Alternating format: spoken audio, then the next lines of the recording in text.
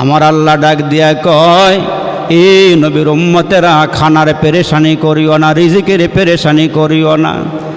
যেমন পয়গম্বর মূসা আলাইহিস সালাম পাহাড়ের উপরে গিয়ে উঠলেন, গিয়ে দেখলেন সুন্দর একটা সাদা পাথর দেখা যায়। ওই পাথরটা দেখার পরে পয়গম্বর মূসা আলাইহিস সালামের কৌতূহল জাগলো, কিরে এত সুন্দর সাদা পাথর তো আমার নজরে কোনোদিন পড়ে নাই, এই পাথরটা এত সুন্দর কেন? আল্লাহ রাব্বুল আলামিন জানায় দিলেন, পয়গম্বর মূসা তোমার হাতের মধ্যে যেই লাঠিটা আছে, লাঠিটা দিয়ে পাথরের মধ্যে একটা আঘাত করো, একটা বাড়ি মারো। পয়গম্বর মূসা আলাইহিস সালাম হাতের লাঠি দিয়ে সাদা পাথরের উপরে আঘাত করলেন, বাড়ি মারলেন। বাড়ি মারার সঙ্গে সঙ্গে ওই পাথরটা দ্বিখণ্ডিত হয়ে গেল।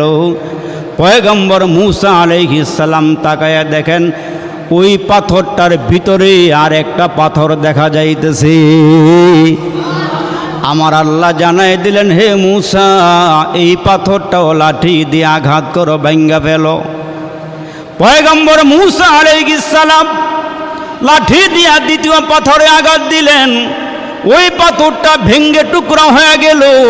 পয়গম্বর মূসা আলাইহিস সালাম তাকায়া দেখেন ওই পাথরটার ভিতরে আর একটা পাথর দেখা যায়। আমার আল্লাহ জানায় দিলেন, মূসা ওই পাথরটাকে আঘাত দিয়ে ভেঙ্গে ফেলো। পয়গম্বর মূসা আলাইহিস সালাম ওই পাথরটাও বাড়ি দিয়ে ভাঙ্গা ফেলাইলেন। তাকায়া দেখেন আর একটা পাথর দেখা যায়। আল্লাহ জানাই দিলেন, হে মূসা এই পাথরটা ভাঙ্গা ফেলাও।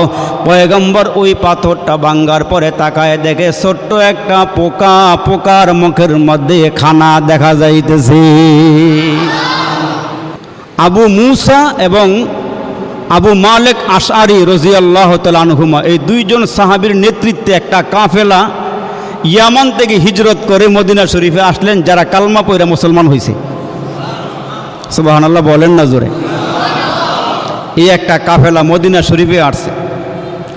মদিনা শরীফে আসার পর এদের সাথে খাবার দাবার সামানাপত্র যা ছিল এগুলো সব শেষ হয়ে গেছে সফরের হালাতে। খানা খাবে এই খানাও এদের সাথে নাই।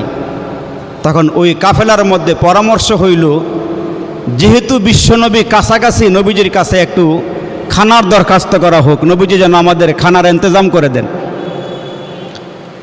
তো এরা পরামর্শ করে দুইজন লোক নবীজির কাছে পাঠাইলেন। এই দুইজন আবার আরবিতে মাহের, অভিজ্ঞ, আরবি পড়লেই এরা অর্থ বুঝে। সুবহানাল্লাহ বলেন। এই দুইজন নবীজির হুজরার সামনে আসলেন।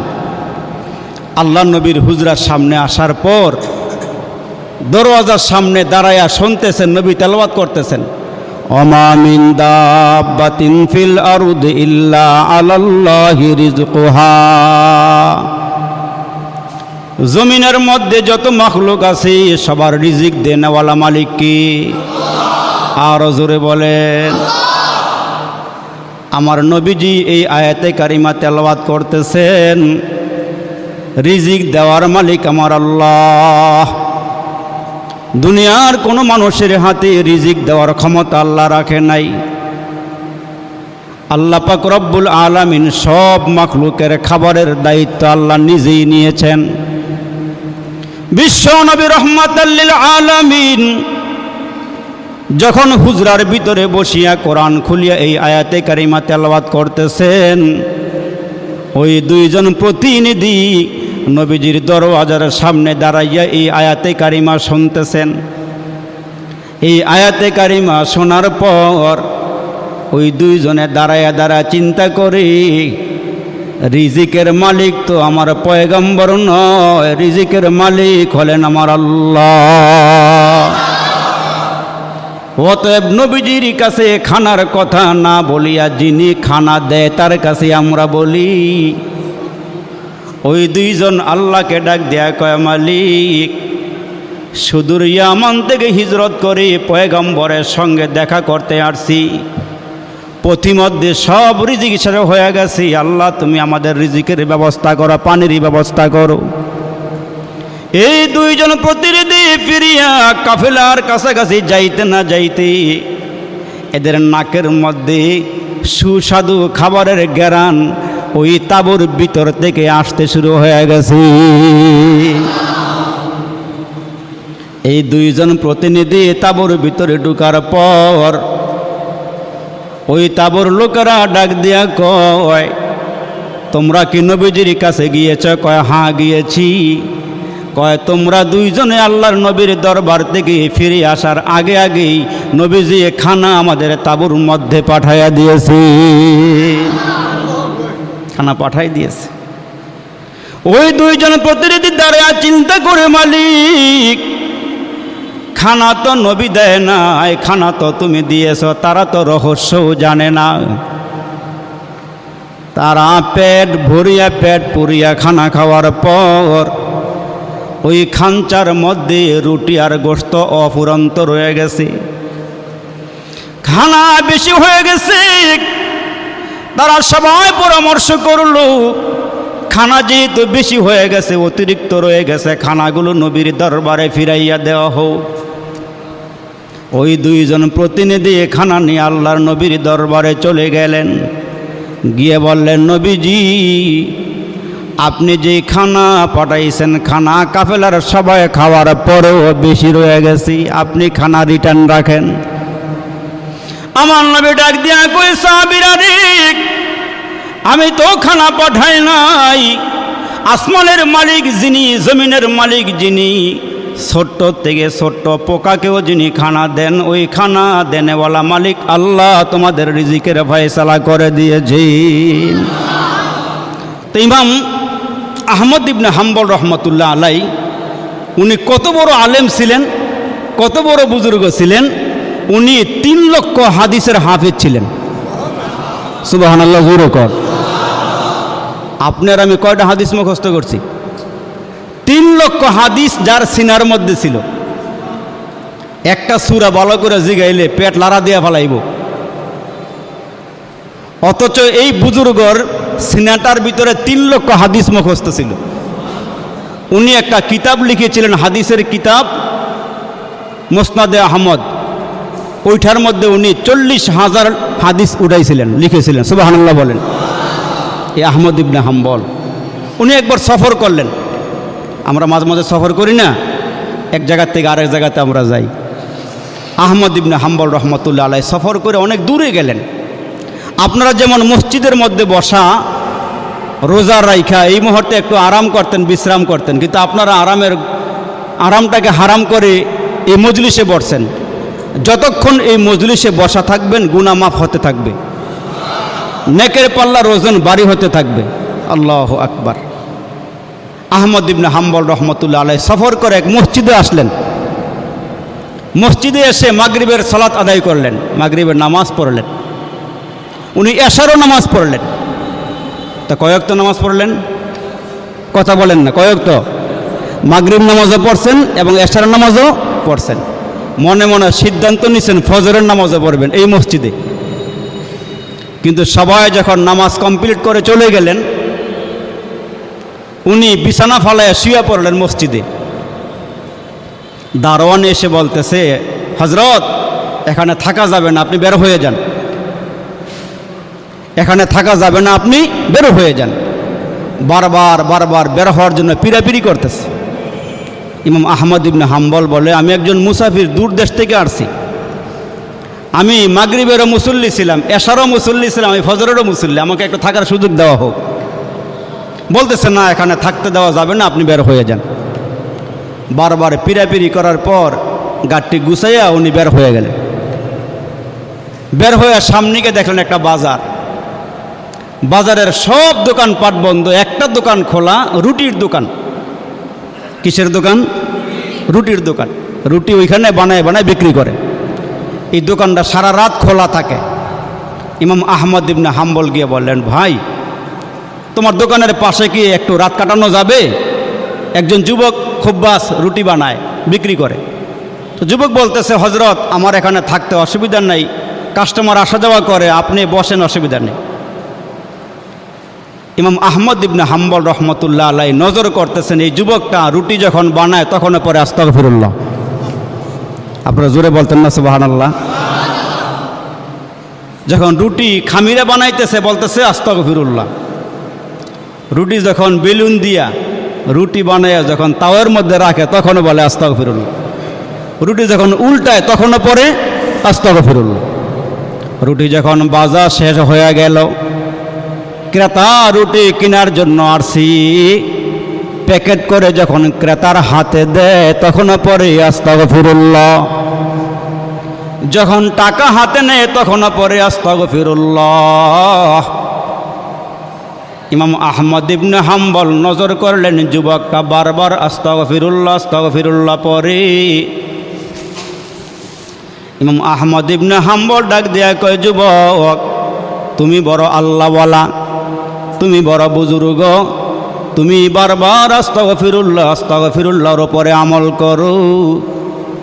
তুমি বলবানি কেন বারবার বারবার তুমি আস্তাগফিরুল্লাহ পড়ো? ওই রুটিওয়ালা যুবক ডাক দিয়া কয়, আল্লাহর ওলি আপনাকে চিনি না, আপনার পরিচয় আমি জানি না, তবে আস্তাগফিরুল্লাহ আস্তাগফিরুল্লাহর উপরে আমল করিয়া আমি এমন কিছু ফায়দা পাইছি, আমার এমন কিছু উপকার হইছে, এই আস্তাগফিরুল্লাহ আস্তাগফিরুল্লাহ পড়িয়া যত দোয়া করেছি আমার আল্লাহ আমার সব দোয়া কবুল করে নিয়েছি। আল্লাহ পাক আমাকে মুস্তাজাবুদ দাওয়া বানায় দিয়েছেন। আমি যখনই যেই দোয়া করি মালিকের দরবারে সেই দোয়া কবুল হয়ে যায়। ইমাম আহমদ ইবনে হাম্বল ডাক দিয়া কই, যুবক তুমি যে মুস্তাজাবুদ দাওয়া, তোমার দোয়া আল্লাহর দরবারে কবুল হয়, তুমি কি টের পাওনি তোমার দোয়া যে আল্লাহর দরবারে কবুল হয়? ওই যুবক ডাক দিয়া কয়, হুজুর আমি আজ পর্যন্ত যত দোয়া করেছি সব দোয়া কবুল হয়েছে, আমি নিজেই টের পাইছি, তবে আমার একটা দোয়া এখনো আল্লাহর দরবারে কবুল হয় নাই। হুজুর আমার হায়াতের জীবনের সব দোয়া কবুল হয়েছে, আমি আল্লাহ পাককে যখন ডাক দিয়েছি সেই ডাক আমার আল্লাহ কবুল করে নিয়েছেন। ওই যা সালাকা ইবাদি আন্নি ফাইন্নি করিব ওলিদুল্লাহু আবিদুর রহমান আইয়াম্মা তাদউ ফালাহুল আসমাউল হুসনা।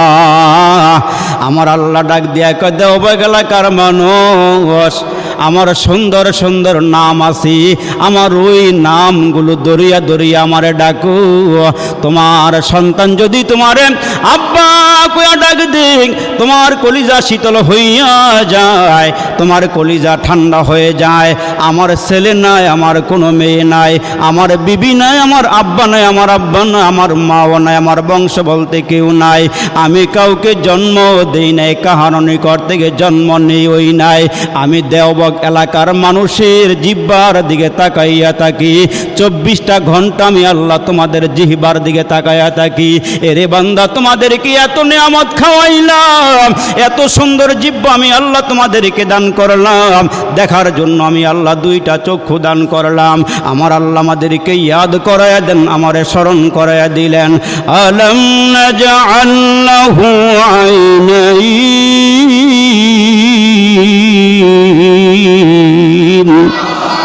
ওয়া লিসানান ওয়া শাফাতাইন।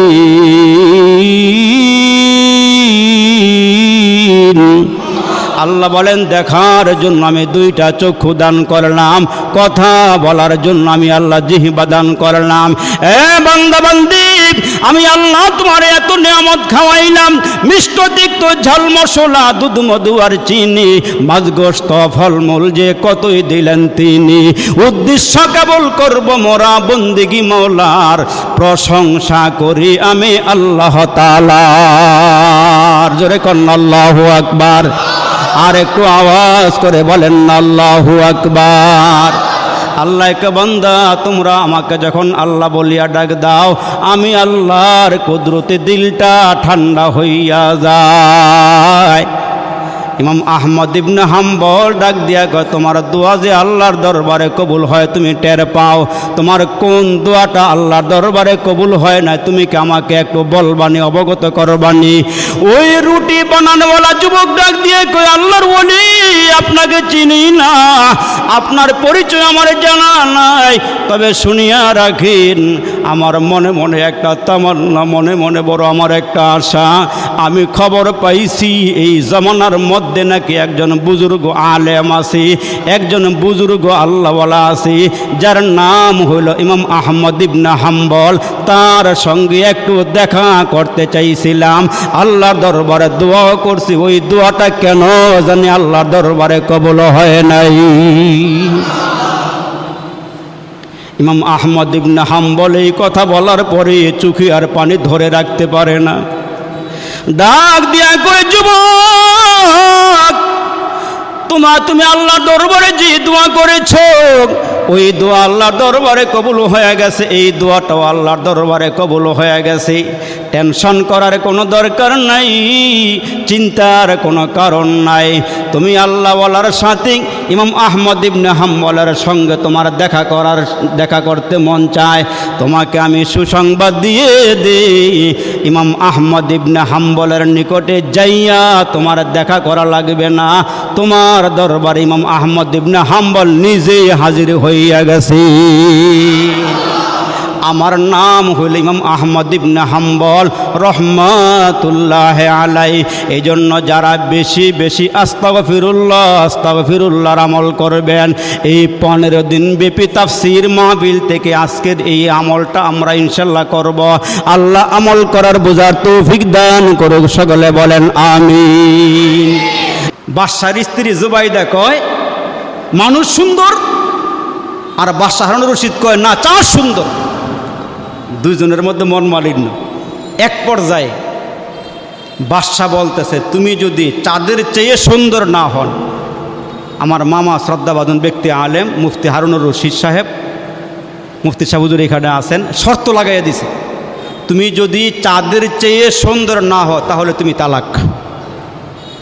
এন মারামারিও নাই, পিড়াপিড়িও নাই, বকাঝকাও নাই, তুমি যদি চাঁদের চেয়ে সুন্দর না হও তাহলে তুমি তালাক। দুইজনে লাইগা পৃথক হয়ে গেছে, বিছানা আলাদা হয়ে গেছে না বুঝার কারণে। বাদশার স্ত্রী ছিল বড় মেধাবী, বড় বুজুর্গা মহিলা। ইমাম সাহেব হুজুরের কাছে চিঠি লেখছে, ইমাম সাহেব হুজুর, শ্রদ্ধাভাজন ইমাম সাহেব হুজুর, আপনার কাছে আমার অনুরোধ, আপনি আজকে ফজর নামাজের সময় বাদশা যখন আপনার পিছনে দাঁড়াবে, নামাজ পড়বে, আপনি নামাজ পড়াবেন। হুজুর, প্রথম রাকাতে আপনি যে কোনো সূরা পড়েন, অসুবিধা নেই। দ্বিতীয় রাকাতে সূরা ফাতিহার পরে আল্লাহর ওয়াস্তে আজকের জন্য আমাদের মধ্যে একটা ঝগড়া হয়েছে, এই ঝগড়াটা মিঠাইবার জন্য আজকের জন্য হুজুর আপনি একটু পড়বেন। কি পড়বেন? আপনার কাছে অনুরোধ হইল একটা শব্দ ঘুরাইয়ে পড়বেন, পুরা সূরা পড়বেন, একটা শব্দ আমার অনুরোধে আপনি ঘুরাইয়ে পড়বেন। কি পড়বেন? পুরা সূরা পড়তে গিয়ে পড়বেন, পত্তিনি ওয়াজ্জাইতুনি ওয়া তুরি সিনিনা ওয়া হাযাল বালাদিল আমিন। এতটুকু ঠিক মতো পড়বেন। সামনে কি পড়বেন? লাকাদ খালাকনাল ইনসান, এই শব্দটা বাদ দিয়া পড়বেন লাকাদ খালাকনাল কমারা ফি আহসানি তাকওয়িম। ইনসানের পরিবর্তে কমর পড়বেন। কমর, ইনসান মানে মানুষ, আর কমর মানে কি? চাঁদ। হুজুরের কাছে চিঠি লেখা বাস করে হুজুরের কাছে পাঠাই দিছে। ইমাম সাহেব হুজুর হুজরাত থেকে সন্নত পরে ইমামতির জন্য মসজিদে ঢুকতেছেন। ইমাম সাহেব হুজুর বাদশার স্ত্রী জুবাইদার পক্ষ থেকে একটা চিরকুট নেন। চিরকুটটা হাতে নিয়ে পড়তেছেন। ইমাম সাহেব হুজুর হাসতেছেন, মনে হয় দুজন লাগছে আজকে, মনে হয় দুজন আজকে লাগছে। বাদশাহ উপস্থিত। রাজা আর বাদশাহ নামাজের মধ্যে কোনো পার্থক্য নাই, রাজা আর প্রজার মধ্যে কোনো পার্থক্য নাই। এক হি সফ মে খাড়া হো গিয়া মাহমুদ আয়াস। রাজা আর প্রজা এক কাতারে দাঁড়ায় গেছে, এইখানে কোনো বাধাভেদ নাই, কি নাই, সবাই এক সমান। রিক্সাওয়ালা যেমন, কুড়িপতিও তেমন, সবাই এক কাতারে দাঁড়ায় গেছে। উনি চিঠি পকেটে দিয়েছে, বাদশাহ পিছনে গিয়ে দাঁড়াইছে। এক রাকাত কমপ্লিট। দ্বিতীয় রাকাতে এবার ইমাম সাহেব হুজুর পড়তেছে, লাকাদ খালাকনাল কমারা ফি আহসানি তাকওয়িম। ইমাম সাহেব ভুল করলে পিছনে লোকমা দেওয়া লাগেনি, লোকমা। তখন পিছনে বাদশাহ দাঁড়ায়, বাদশাহ তো আবার কোরআন শরীফ জানে, পড়ে, তাহাজ্জুদ গুজারতো, কোরআনের ব্যাখ্যা বোকা ভালোই জানে। উনি দাঁড়ায় পিছনে বলতেছে, লাকাদ খালাকনাল ইনসানা ফি আহসানি তাকওয়িম। ইমাম সাহেব হুজুর পড়ে লাকাদ খালাকনাল কমার, বাদশাহ পিছন দিক দিয়া লোকমা দিয়া কয় লাকাদ খালাকনাল ইনসান।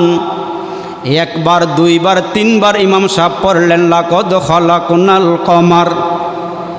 চতুর্থবার পিছন দিক থেকে যখন বাদশাহ লোকমা দিলেন লাকাদ খালাকনাল ইনসানা ফি আহসানি তাকওয়িম, এইবার পিছন দিকে দাঁড়াইয়া বাদশাহ যখন পড়ে লাকাদ খালাকনাল ইনসান, এইবার ইমাম সাহেব হুজুর লোকমা গ্রহণ করলেন লাকাদ খালাকনাল ইনসানা ফি আহসানি তাকওয়িম। ইমাম সাহেব হুজুর নামাজ কমপ্লিট করলেন। সালাম ফিরানোর পর বাদশার মেজাজ গেছে গরম হইয়া, বাদশাহী মেজাজ নিয়া ডাক দিয়া ইমাম সাহেব হুজুর, নামাজের মধ্যে কতবার আপনি ভুল তেলাওয়াত করলেন, আপনি ইচ্ছা করিয়া আপনি বারবার ভুল পড়লেন কেন? আমি একবার আপনি ভুল পড়ছেন, আমি লোকমা দিয়ে আপনাকে শোধরাইয়া দিলাম, তারপরও আপনি গাঁর তেরামি কইরা আমার লোকমাটা গ্রহণ না করিয়া বারবার কেন আপনি পড়তেছেন লাকাদ খালাকনাল কমার? আপনি এখন নামাজ শেষ করেছেন হুজুর, আপনার চাকরি শেষ, গাট্টি গোল কইরা আপনার রাস্তা আপনি ধরেন। এইবার ইমাম সাহেব হুজুর দাঁড়াইয়া ডাক দেয়, কয় বাদশাহ মেজাজ গরম করিয়েন না, আমার চাকরি নট করিয়া দিয়েন না, আমাকে চাকরির থেকে বিদায় করিয়া দিয়েন না, আপনি একটু বুঝা নেন, আপনি আমার কথাগুলো শুইনা নেন। কয় কি কথা? কয় রাতের বেলা স্বামী আর স্ত্রী একসঙ্গে বইসা গল্প গুজব করতে যাইয়া মনে হয় আপনি ভুল করেছিলেন। কয় হ্যাঁ ভুল করেছিলাম। কি ভুল? কয় আপনি আপনার বিবিরে বলেছিলেন আকাশের চাঁদ বড় সুন্দর, আর আপনার বিবি বলেছিল, আপনার বিবি বলেছিল মানুষ বড় সুন্দর। এ বাদশাহ আপনি বলেছিলেন আকাশের চাঁদ যদি মানুষের চেয়ে সুন্দর না হয় তাহলে তুমি তালাক। ও বাদশাহ আপনার বিবি তালাক হয় নাই, আপনি নির্দ্বিধায় নির্বিঘ্নে ঘরে চলিয়া যান, বিবি নিয়া সংসার করেন, কারণ আমার আল্লাহ 4টা কসম করে সূরা 3 ভিতরে জানাই দিয়েছেন, ওয়াত্তিনি ওয়াজ্জাইতুনি ওয়াতুরি সিনিনা ওয়া হাযাল বালাদিল আমিন লাকাদ খালাকনাল ইনসানা ফি আহসানি তাকওয়িম। আল্লাহ 4টা কসম করে জানাইয়া দিয়েছেন, সূর্য সুন্দর নয়, চন্দ্র সুন্দর নয়, মানুষ হইল আল্লাহর দরবারে সবচেয়ে সুন্দর। আহসানি তাকওয়িম, মানুষ যেহেতু চন্দ্রের চেয়ে সুন্দর, আপনি বলেছেন মানুষ চন্দ্রের চেয়ে যদি বেশি সুন্দর না হয় তাহলে তালাক।